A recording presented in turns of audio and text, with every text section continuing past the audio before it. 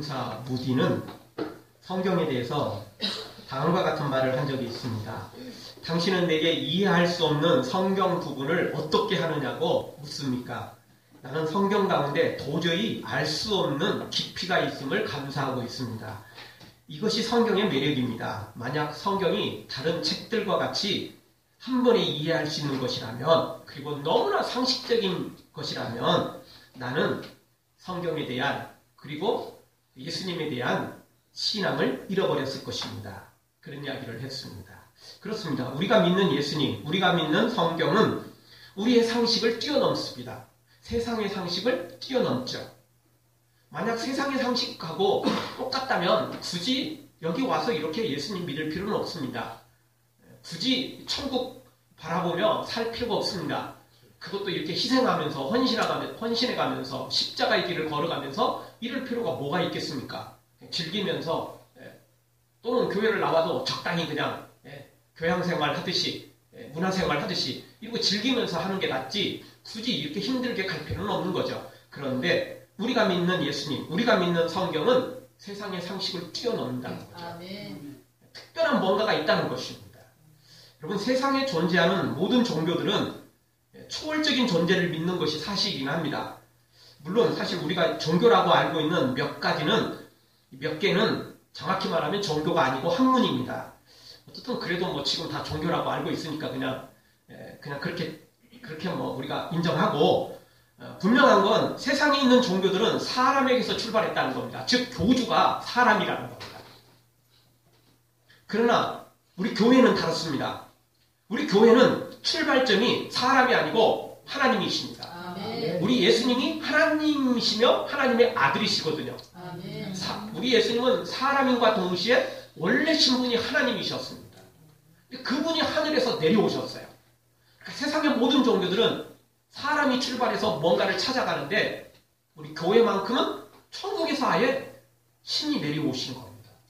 그래서 우리한테 말씀하시는 거예요. 내가 곧 길이고 진리고 생명이다. 나 따라오면 다 천국 갈 수 있다. 아멘. 찾아가는 게 아니고 더듬어 가는 게 아니고 이 길이 빠질 거야 뭐 이러면서 가는 게 아니고 내가 천국에서 왔어. 그러니까 나만 따라오면 누구든지 천국 갈 수 있어. 우리 예수님은 그냥 아예 선언을 해버리신 겁니다. 아멘. 그래서 다른 종교하고 전적으로 다르다는 거죠. 그리고 또 세상의 종교들은 다 인간의 공로를 강조합니다. 우리가 뭘 해야 된다는 거예요. 특도를 하든 해탈을 하든 선을 행하든 뭔가를 해야 된다는 겁니다. 물론 교회도 뭔가를 해야 된다고 말은 합니다. 그러나 그것은 구원의 조건이 아니고 구원받았기 때문에 그렇게 해야 된다고 성경은 말합니다. 여러분, 우리가 말씀대로 순종하는 이유는 뭘까요? 천국 가기 위해서? 그것도 전혀 틀린 말은 아닐 겁니다. 그러나 100점짜리 정답은 우리가 구원받았기 때문에 성경대로 사는 겁니다. 아멘. 구원받았기 때문에 예수님 닮아가며 살려고 하는 겁니다. 아멘. 구원받았기 때문에 선을 행하며 의를 행하며 착하게 살려고 하는 것입니다. 아멘. 구원받기 위해서가 아니고요. 구원받았기 때문입니다. 아멘. 그러니까 감사함으로 하는 거죠. 아멘. 기쁨으로 하는 겁니다. 아멘. 여러분, 전적으로 달라요. 이제 뭐 우리가 5월달이 다가오고 있는데 가정의 달, 효를 생각하지 않을 수 없죠. 부모한테 유산 좀 타려고 효도하는 놈하고 부모님이 날 낳으셨고 기르셨고 지금까지 도와주신 거 감사해서 효를 행하는 놈하고는 천지 차이인 겁니다. 비슷한 것 같지만 진짜 천지 차이예요. 그럼 우리가 구원받기 위해서 천국 가기 위해서 뭔가 막 몸부림치는 거 괜찮은 것 같지만 그거는 자신을 의지하고 자신의 공로를 내세우게 됩니다. 그런데 구원받았기 때문에 날 위해 이 땅에 오셨고 십자가 지셨고 지금도 나를 사랑하시고 천국으로 이끌어 가시는 그 예수님의 은혜에 감사해서 그 은혜가 너무너무 기뻐서 순종하는 것은 비슷한 것 같아도 천지 차이라는 것입니다. 그래서 교회와 세상에 있는 다른 종교하고는 근본적으로 다르다는 것을 우리가 알게 됩니다. 오늘 성경을 보면 하늘이 열리고 있습니다. 바로 우리가 믿는 이 교회는, 우리가 믿는 예수님은, 우리가 믿는 이 성경은 출발점이 하늘에 있다는 거죠. 하나님의 나라에서부터 출발했다는 것입니다. 아멘. 연약한, 부족한 우리 인간이 아니라는 겁니다. 세상이 아니라는 것입니다. 예수님께서 성령으로 잉태된 것부터 시작해서 모든 것들이 다 하늘에서 출발을 했다는 것을 알게 됩니다. 사랑하는 성도 여러분, 오늘 우리에게도 이렇게 하늘이 열리고 하늘에서 내려온 예수님을 믿고 그래서 오늘 우리도 그 하늘을 향하여 천국을 향하여 하나님의 나라를 향하여 달려가는 우리 모두가 되어지기를 주의 이름으로 축원합니다. 아멘. 자, 오늘 성경 통해서 예수님께 임한 은혜를 살펴보며 우리의 모델이신 예수님을 우리가 어떻게 이렇게 또 따라갈 것인지 어떻게 우리도 예수님처럼 이런 은혜와 복을 함께 누리며 살아갈 것인지를 생각해 보기를 원합니다. 첫 번째로 16절에 보니까 하늘이 열리는 은혜가 임했습니다. 이미 말씀드린 것처럼 예수님에게 하늘문이 열리고 있습니다. 예수님에게 항상 열린 문이었습니다. 여러분, 문이 닫혀 있으면 통과를 할 수 있습니까? 없습니까? 할 수가 없어요. 문을 열어야 들어갈 수 있는 겁니다. 문을 열어야 통과할 수 있는 것입니다. 하늘문이 열리지 않는데 어떻게 천국을 들어가겠어요? 하늘문이 열리지 않는데 어떻게 천국을 볼 수 있겠어요? 볼 수도 없고 들어갈 수도 없는 것입니다. 우리 예수님은 항상 하늘문이, 천국문이 열려 있었습니다. 그래서 하나님과 교제했고 교통했고 하나님과 항상 함께하는 그런 삶이었습니다. 하나님과 단절된 삶이 아니었다는 거죠. 어제까지 하늘이 열렸다가 오늘 닫혀버리면 안 됩니다. 오늘까지 하늘의 문이 열려 있었는데 내일 또 닫혀버리면 그것도 안 되는 겁니다. 한 번 열려서도 안 되고 계속 열려 있어야 돼요. 아멘. 수시로 체험해야 되고 또 경험해야 되고 일이 있을 때마다 필요할 때마다 우리가 키를 가지고 있으면 상관없습니다. 문이 닫혀 있어도 언제든지 필요하면 열면 되겠죠? 그 키만 가지고 있으면 돼요. 바로 그게 기도의 키이며 그게 하나님을 소망하는, 천국을 소망하는 키인 것입니다. 그러면 열리게 돼 있어요. 사랑하는 성도 여러분, 오늘 우리가 예수님처럼 동일하게 우리에게도 하늘이 열리고 천국이 열리고 하나님의 나라가 열리는 놀라운 은혜가 우리 가운데도 넘치기를 주의 이름으로 축원합니다. 두 번째 예수님에게 임한 놀라운 이 사건이 어떤 사건입니까? 성령이 비둘기같이 임하셨습니다. 16절을 보십시오. 예수께서 세례를 받으시고 곧 물에서 올라오실 때 하늘이 열리고 그 다음에 무슨 일이 벌어졌어요? 하나님의 성령이 비둘기같이 내려서 예수님에게 임했다는 겁니다. 성령이 임하셨어요. 하늘문이 열리니까 은혜가 내려오는 거죠. 문이 닫히면 없어요. 내려올 수가 없어요. 문이 열리니까 하늘에서 은혜가 내려와요. 성령님이 오시죠. 놀라운 능력이 임하고 있습니다. 하늘이 열려야만 이게 가능한 것입니다. 열리면 바로 이렇게 성령님이 우리 가운데 임하시게 되어 있습니다. 사실 하늘문은 사실 알고 보면 이미 넓게 열려 있습니다. 여기서 하늘문이 열렸다라는 이야기는 사실 우리의 마음 문이 열린다는 거죠. 우리의 영혼의 문이 열린다는 이야기입니다. 우리 예수님은 지금도 우리에게 말씀하십니다. 볼지어다 내가 문 밖에 서서 두드리니 누구든지 내 음성을 듣고 문을 열면 내가 그에게로 들어가서 그로 더불어 먹고 마시고 함께 살겠다라고 말씀하신다는 거죠.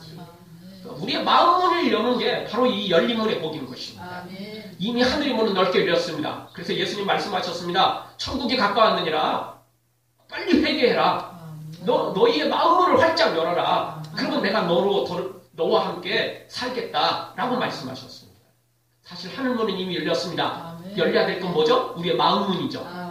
우리의 마음문을 열면 천국문이 열렸다라는 것을 알게 되는 겁니다. 근데 내 마음문이 닫혀 있으면 천국문이 열려있는지 닫혀 있는지를 알지 못해요. 있는지도 모르고 혹 들었다 해도 관심도 없게 되는 거죠. 그리고 그렇게 열리니까 성령이 강력하게 임재하셨습니다. 우리의 마음문을 열면 성령님이 우리 가운데 들어오시게 되어 있습니다. 예수님이 우리 마음 가운데 들어오셔서 아예 우리와 함께 사시길 원하신다는 것입니다. 성경 내내 강조하는 건 바로 예수님이 우리 마음 가운데 함께 오셔서 함께 살기를 원하신다는 것입니다. 예수님의 기도장이라고 말하는 요한복음 17장에 보면 예수님의 그 기도의 내용이 하나 되는 것입니다. 내가 아버지와 하나 된 것 같이 저들도 나와 하나가 되고 저들이 또 하나님과 하나님 아버지와 성령과 하나가 되어지고 또 저들이 다 성도들이 다 또 다 같이 하나가 되어지는 놀라운 기도의 내용들이 소개되고 있습니다. 예수님은 우리들이 예수님과 하나가 되기를 원하시고 또 우리 성도들끼리 또 하나가 되기를 원하시는 그런 예수님의 모습을 요한복음 17장 그 기도장에서 발견할 수 있다는 것입니다. 그 마지막 기도, 예수님의 중요한 기도의 내용에서 가장 중요한 건 역시 하나됨입니다. 그러려면 우리의 마음을 열어야 됩니다. 그럴 때 가능한 일입니다. 오늘 다시 한번 이렇게 하늘문이 열렸던 것처럼 그리고 성령님이 임하셔서 새롭게 되었고 거룩하게 되었고 새로운 피조물이 되어지듯이 우리의 마음문이 활짝 열려 성령님이 우리 마음속에 들어오셔서 우리를 새부대되게 만들고 새로운 사람을 만들고 새로운 피조물로 만들어지고 그래서 놀라운 새 역사를 이루는 하나님의 사람들 되어지기를 주의 이름으로 축원합니다. 성령이 오셨네 성령이 오셨네 내 주위에 보내신 성령이 오셨네 우리 인생 가운데 친히 찾아오셔서 그 나라 꿈꾸게 하시네. 성령님이 오시면 천국을 꿈꾸게 돼 있습니다. 천국의 영광을 꿈꾸게 돼 있습니다. 예수님을 바라보게 돼 있다라는 것입니다. 성령님이 아니고는 그래서 천국을 알 수 없고 성령님이 아니고는 예수님을 주로 고백할 수 없는 것입니다. 그래서 구원은 우리의 공로가 아니고 전적으로 은혜라고 말하는 겁니다. 성령님이 오셔서 우리를 구원의 길로 인도하기 때문에 그렇습니다. 오늘 예수님에게 비둘기같이 성령이 강력하게 임하셨던 것처럼 오늘 우리에게도 마음문이 활짝 열리고 성령님이 우리 가운데 오셔서 새로운 피조물로 변화되기를 주의 이름으로 축원합니다. 세 번째로 예수님에게 임한 놀라운 은혜는 무엇입니까? 하늘의 소리를 들었습니다. 17절 보십시오. 하늘로서 소리가 있어 말씀하시되 하나님의 음성이 들렸습니다. 천국의 소리가 들렸다라는 것입니다. 성령님이 오시면 천국의 소리를 듣게 됩니다. 하나님의 음성을 듣게 되는 것입니다. 막혔던 귀가 열리게 되죠. 그래서 새로운 것이 들리게 됩니다. 그동안 못 듣는 것을 듣게 되는 겁니다. 여러분 우리가 지금 여기 공간에도 또 뭐 지구의 모든 공간에도 보이지는 않지만 뭐가 있습니까? 전파라는 게 떠돌아다니고 있습니다. 보이지도 않고 들리지도 않습니다. 그런데 핸드폰을 또는 라디오를 또는 그 어떤 것을 주파수만 잘 맞추면 어떻게 되죠? 보이고 들리게 되는 겁니다. 보이질 않아요. 들리지도 않아요. 근데 주파수만 맞추면 보여요. 들립니다. 천국문은 이미 열렸고 성령님이 강력하게 모든 사람들의 마음의 문을 두드리고 있습니다. 우리 예수님께서 마음의 문을 두드리죠. 회개하라 천국에 가까웠느니라 너의 마음만 열면 내가 너에게 들어가서 너와 함께 거하겠다. 천국을 선물로 주겠다. 우리 주님이 말씀하십니다. 근데 말씀하시는데 주파수가 안 맞아갖고 사람들이 못 들어요. 못 봐요. 주파수만 맞으면 문제될 게 없습니다. 근데 그 주파수를 맞추는 게 쉬운 게 아니에요. 왜? 육적인 게 아니 성령의 음성은 천국의 소리는 육적인 게 아니거든요. 육으로는 들을 수 없는 거거든요.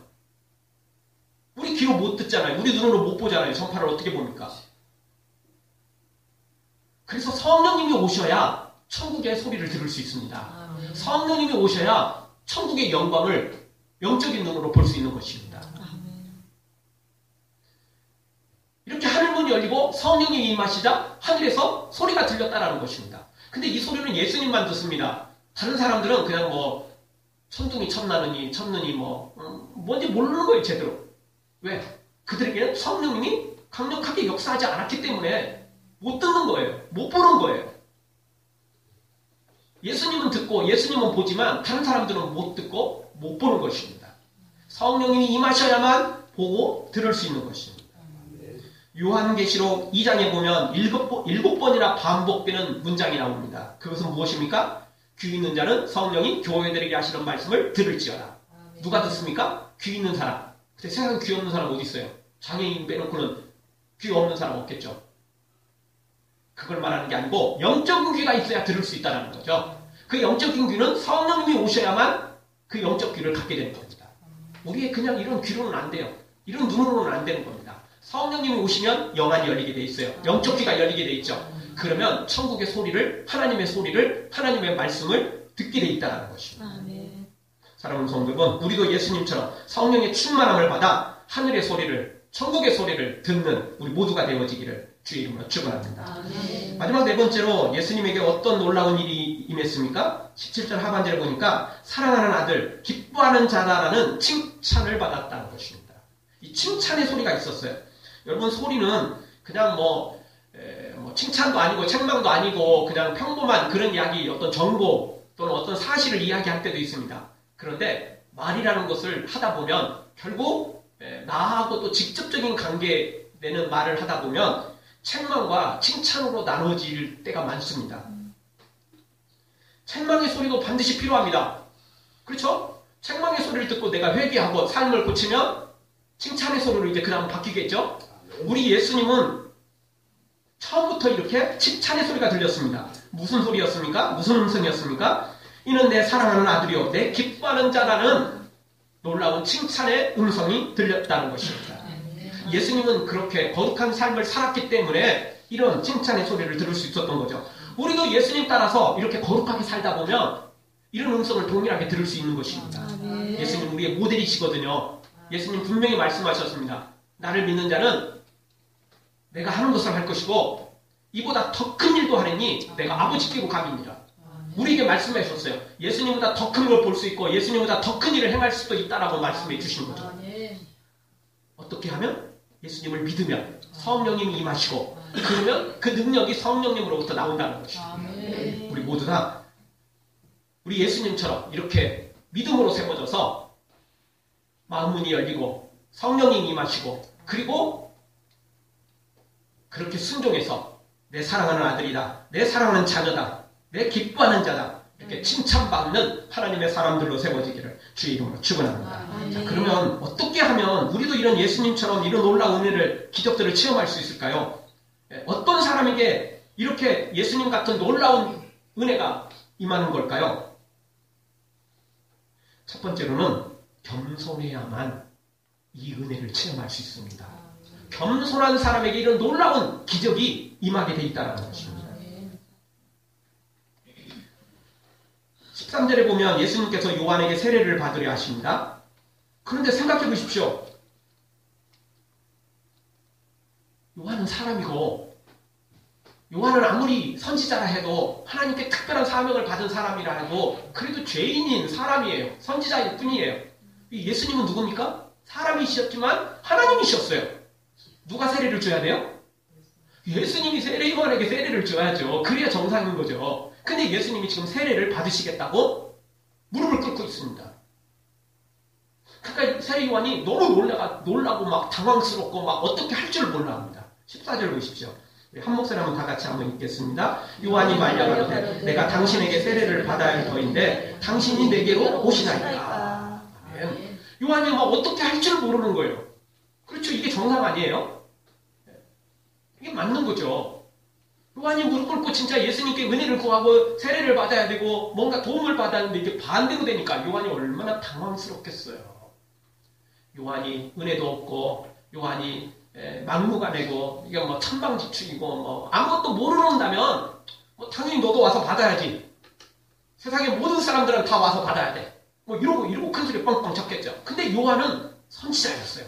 요한은 하나님의 특별한 사람이었어요. 예수님만큼은 아니더라도 여러분 예수님이 요한에 대해서 얼마나 큰 칭찬을 주셨어요? 여자가 낳은 자 중에 가장 큰 자다 라고 칭찬을 할 만큼 요한은 참 대단한 사람이었어요.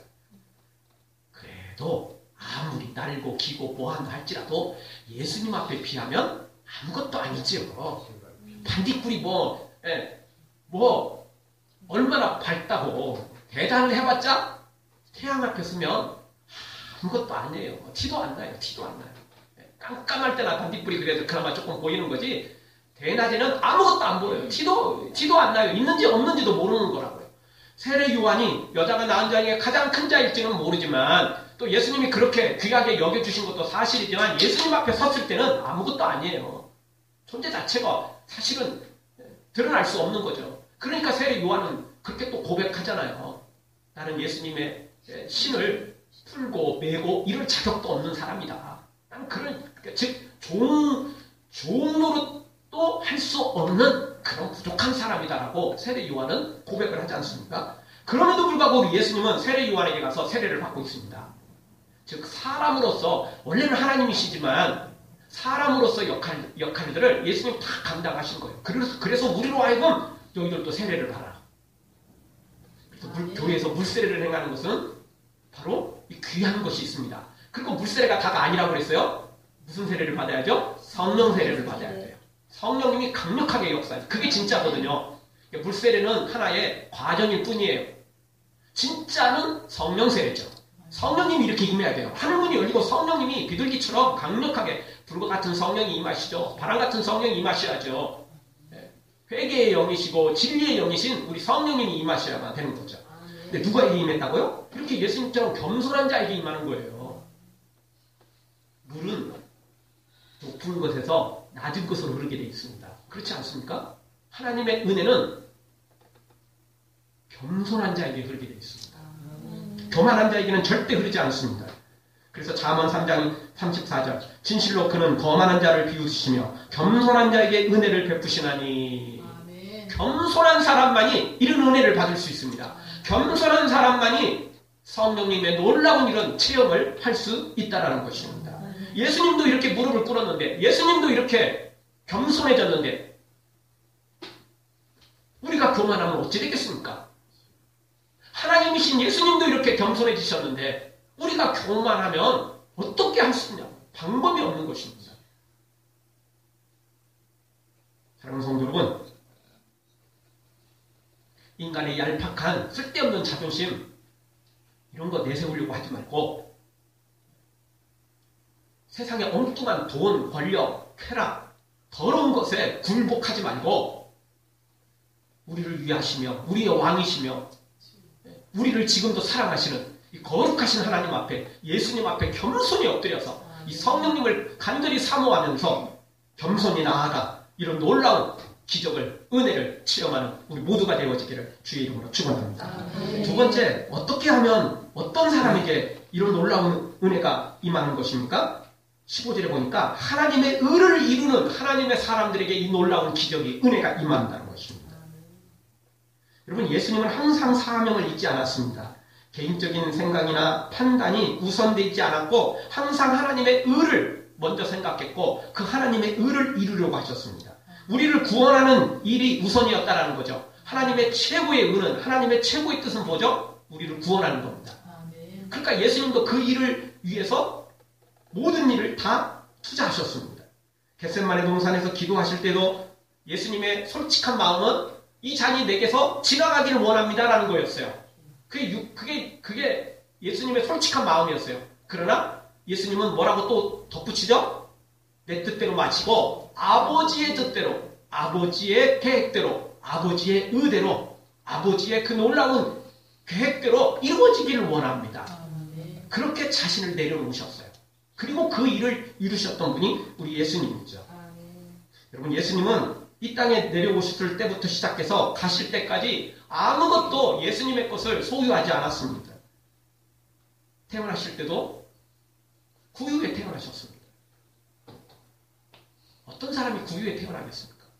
근데 만왕의 왕이신 예수님이 구유에 태어나셨어요. 그건 남의 겁니다. 자기 것도 아니고 남의 것 빌려서 그냥 잠시 사용한 거죠. 예수님 설교를 하실 때도 배를 빌려서 사용하셨습니다. 예수님 것이 아니었어요. 예수님께서 예루살렘에 입성하실 때도 나귀를 빌려서 타고 입성을 하셨습니다. 예수님께서 십자가 지시고 무덤에 묻혔을 때도 다른 사람의 무덤을 사용을 하셨습니다. 전부 시작부터 끝까지 우리 예수님은 예수님의 것을 만들지 않았습니다. 잠시 빌려서 사용했을 뿐이고 잠시 그냥 사용하다가 다시 돌려주었거든요. 다 내려놓으셨던 것입니다. 예수님은 그래도 끝까지 놓치지 않았던 거 뭐죠? 우리를 향한 사랑, 하나님의 놀라운 그 뜻, 하나님의 놀라운 그 계획, 이것만은 절대 놓치지 않았습니다. 다른 건 다 내려놓으셨고 다른 건 다 베풀었지만 하나님의 뜻만큼은 끝까지 붙잡고 그것을 이루었던 분이 우리 예수님이셨다. 아멘. 예수님은 처음부터 끝까지 이랬기 때문에 이런 놀라운 오늘 이렇게 하늘문이 열리고 성령이 임하시고 놀라운 칭찬이 놀라운 음성이 이렇게 내려오신 것입니다. 아멘. 오늘 우리도 이런 예수님처럼 이렇게 하나님의 의를 이루려는 이런 간절한 소원이 있어야 됩니다. 그리고 그렇게 살아갈 때 성령님께서 강력하게 오늘 역사하시는 것입니다. 고린도전서 10장 23절 모든 것이 가나 모든 것이 유익한 것이 아니에요. 모든 것이 가나 모든 것이 덕을 세우는 것이 아니니라. 그냥 인간적인 상식으로 인간적인 의로운 것으로 인간적으로 옳은 것으로만 행한다고 다 되는 게 아닙니다. 법 없이도 살 사람이다? 좋은 말입니다. 착한 사람입니다. 우리도 그렇게 살아야 됩니다. 그러나 그렇다고 성령님을 체험하고 그렇다고 하늘문이 열리고 그렇다고 천국 들어가는 거 아닙니다. 어떻게 해야 됩니까? 하나님의 의를 이루어야 됩니다. 덕을 세울 줄 알아야 돼요. 우리는 옳은 것보다 한 단계 더 나아가야 된다는 겁니다. 단순히 선한 것보다 그 위에 한 단계 더 나아가야 된다는 것입니다. 그래서 거룩한 덕을 세워야 되고 하나님의 의를 이루어야 되고 거룩한 하나님의 뜻을 이루는 사람이 되어야 된다는 것입니다. 우리 예수님은 그렇게 하셨다는 것입니다.